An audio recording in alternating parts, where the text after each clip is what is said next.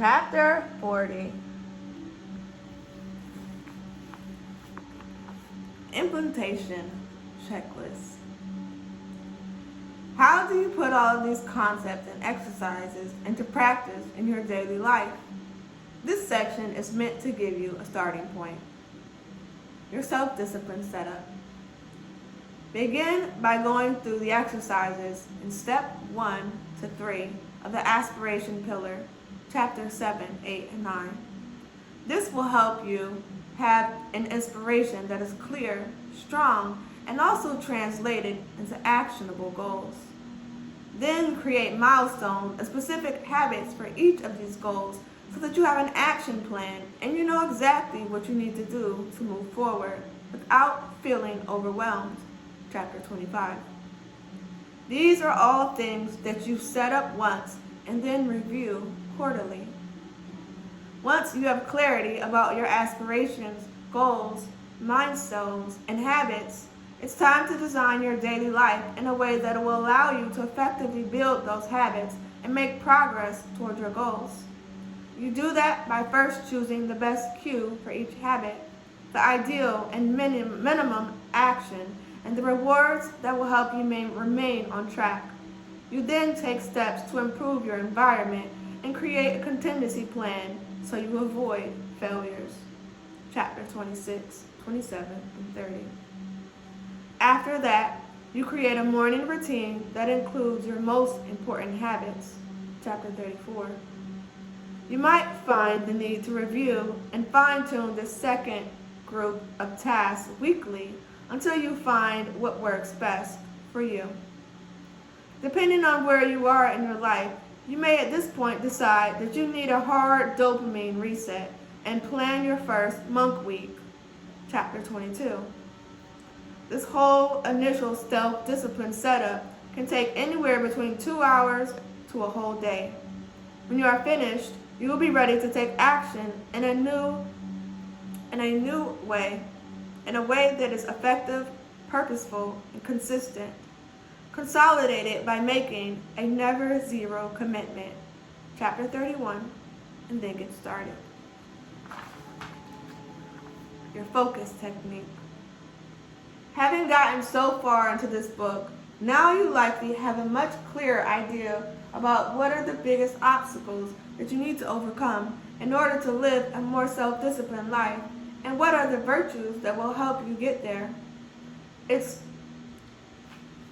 time now to choose which obstacle you will focus on first, and then start practicing the concepts and techniques in that particular chapter of the book. Below is a list of self-discipline challenges and where to go to learn the tools for dealing with them. Refer also to the Index of Practices section at the end of the book for a more complete list of tools. Lack of motivation, chapters 7 through 10, 13, 31, and 35. Inner conflict, chapter 11. Lack of self-belief, chapter 12. Victim mindset, chapter 12. Lack of commitment, chapter 13. Fears and anxiety, chapter 20. Giving up, chapter 21. Distractions, chapter 22. Excuses, chapter 23. Forgetfulness, chapter 27.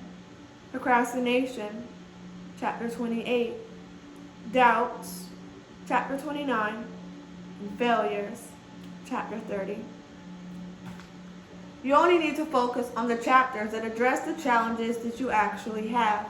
And even then, you don't need to do all the exercises. As soon as you find something that works for you, focus on that technique for your daily practice until you get results. I call this your focus technique. Your focus technique can change over time. For example, perhaps right now you are struggling with fear or anxiety, so you decide to focus on the Embrace Your Pain technique, chapter 20. Then, after a couple of months, you may realize that fear and anxiety don't hold you back so much anymore, but you find yourself procrastinating a lot. And so your focus technique changes to baby steps. chapter 28.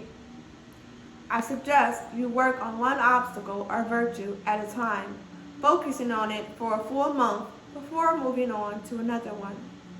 You could practice 2 at a time, but for many people that leads to too much strain on their willpower, a sense of overwhelm, and then frustration for lack of progress. It's better to start small and be consistent. Remember, self-discipline is the journey of a lifetime. Together with meditation, integration, Paul, and journaling, your focus techniques forms the core of your self-discipline daily practice. Your daily practice. Once you do your initial setup and you're aware of what your biggest challenges are, it's all about maintaining a daily practice that keeps you on track with your goals and values. Here's a template for you to try. Morning. As a part of your daily morning routine, practice at least 10 minutes of meditation, chapter 37. You can learn more about it from my first book, Practical Meditation, or by joining the Limitless Life program, or by following any guided meditation from any teacher you trust. After your meditation practice, you then take a couple of minutes to do the 3 R's. Remember your aspirations, and review the main self-discipline technique that you are focusing on so that they are more top of mind. Recommit. Think of your SMART goals and chosen habits and recommit to following them. Keep doing this every day until it becomes second nature. And resolve. Set an intention for your day today. Your intention is a goal for your practice of awareness, something for you to pay attention to during the day and constantly come back to. Day. Throughout the day, practice the Paul method and one of the 3 main willpower techniques, chapters 17 to 20. Get into the habit of pausing more before every decision, becoming aware of the +1 and -1 options, and then using your willpower to shift your state so that you can live more in harmony with your goals. Enhance pausing by including 1-minute mini meditations 3 times a day. Enhance awareness through tracking your actions as +1 or -1. Evening. At the end of the day, go through the 3 questioning journaling method described in chapter 16. This only takes 2 to 5 minutes, and it helps you develop gratitude, awareness, and intention. These daily practices don't take a lot of your time, yet they pay rich dividends. They allow you to be more self-disciplined with your life, time, and energy. Every day that you follow these practices is a day when you have taken a firm step toward your ideal self. Fine-tuning. If you do your initial self-discipline technique and follow the daily practices above, including your focus technique, you are well on your way. At this point, you may want to make sure that you are set for practicing self-discipline in a sustainable way without burning out or missing out on the other aspects of life. Chapter 3. You can also fine-tune your lifestyle choices to make sure that you are making things easier for yourself by having good nutrition and enough sleep. Chapter 36. By keeping good influences in your life. Chapter 35. And by organizing your day in a way that manages your energy well and prevents decision fatigue. Chapter 4. Finally, you can learn to use self-discipline to manage your time. Chapter 33. And to develop the virtues you need to be the person you want to be. Chapter 38. As an aid to implement all of this in your life in an effective way, you can download the free workbook, mindfulselfdiscipline.com/workbook, and consider subscribing to the app, mindfulselfdisciplines.com/app. Epilogue.